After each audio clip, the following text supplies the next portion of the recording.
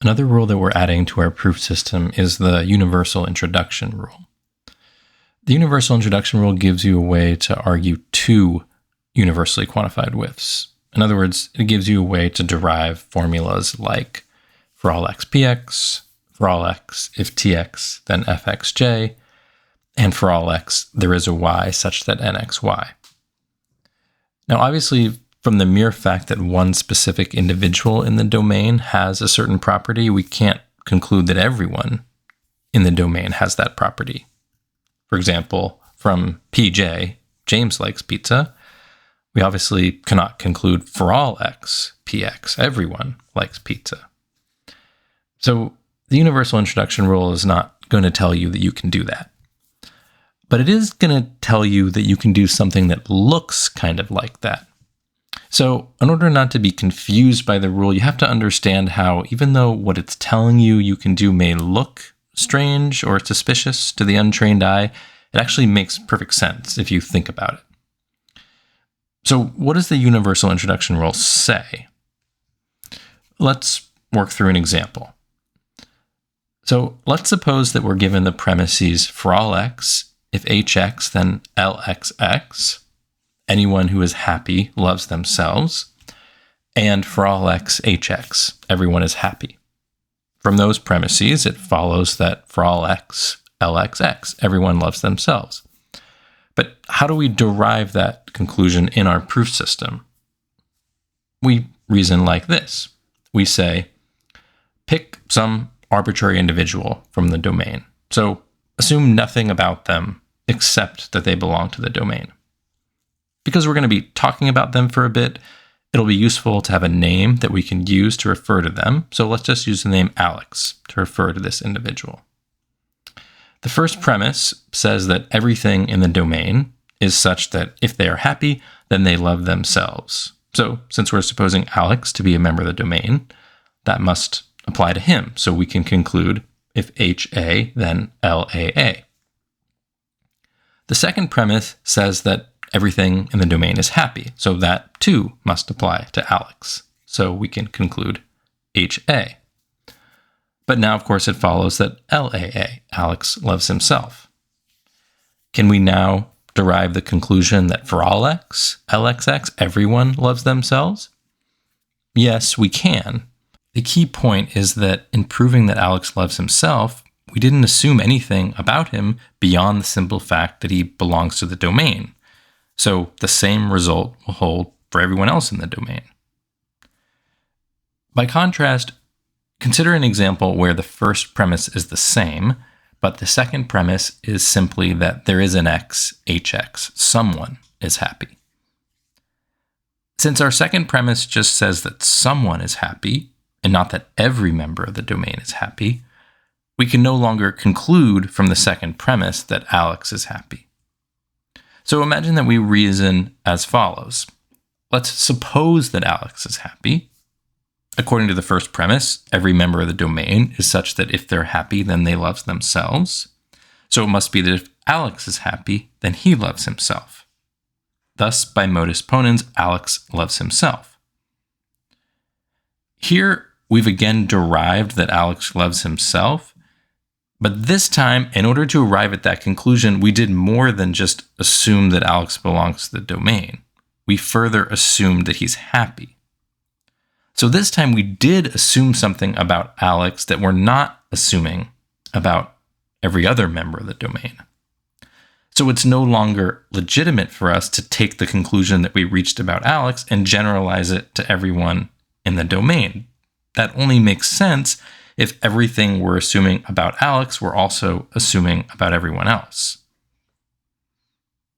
So it would be a big mistake for us to derive, under our current set of assumptions, that everyone loves themselves, since that doesn't follow from our current set of assumptions. All that follows, under our current set of assumptions, is that Alex loves himself. Not that Bob loves himself, or that Carla loves herself. By contrast, in our original example, we demonstrate that Alex loves himself without assuming anything about him beyond the simple fact that he belongs to the domain.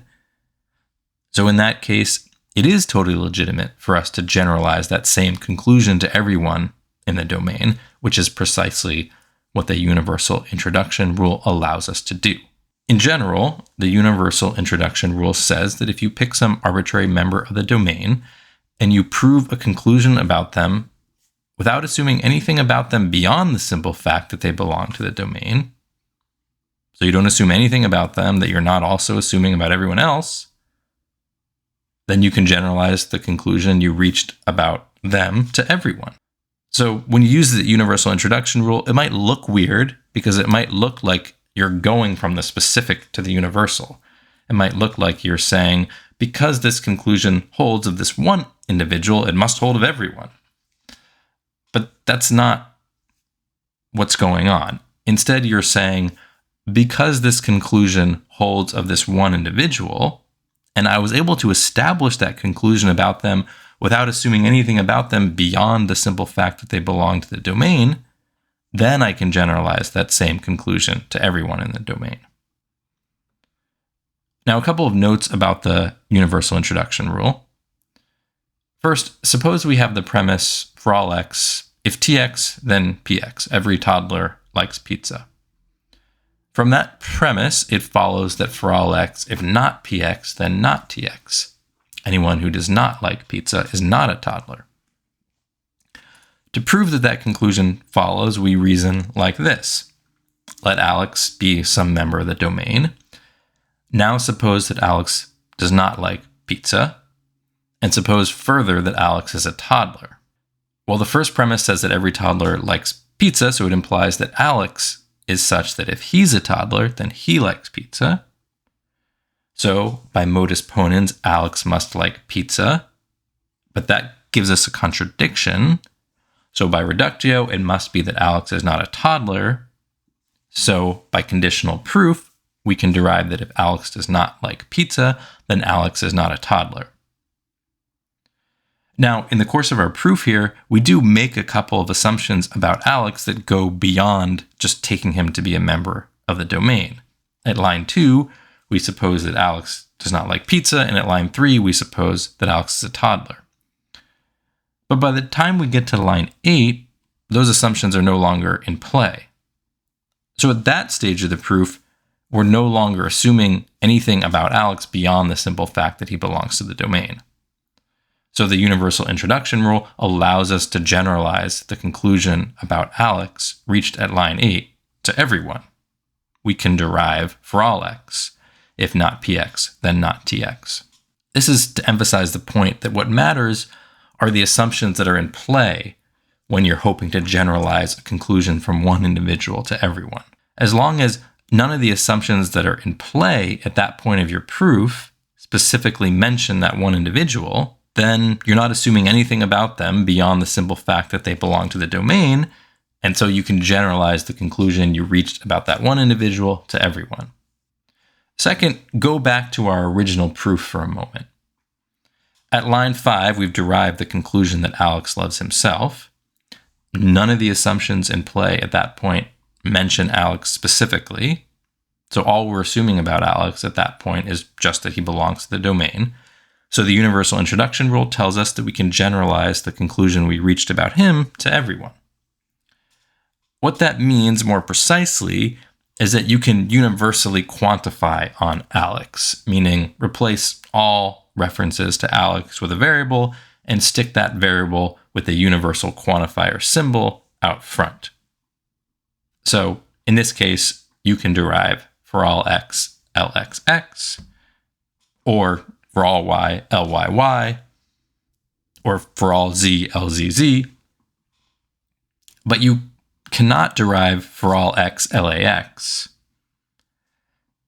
and you cannot derive for all x, lxa. That should make sense if you think about what further conclusions you would be able to derive in this case beyond LAA. What you could derive in this case are that the other members of the domain also love themselves, because that's what would follow if you kept swapping other members of the domain in for Alex throughout your proof.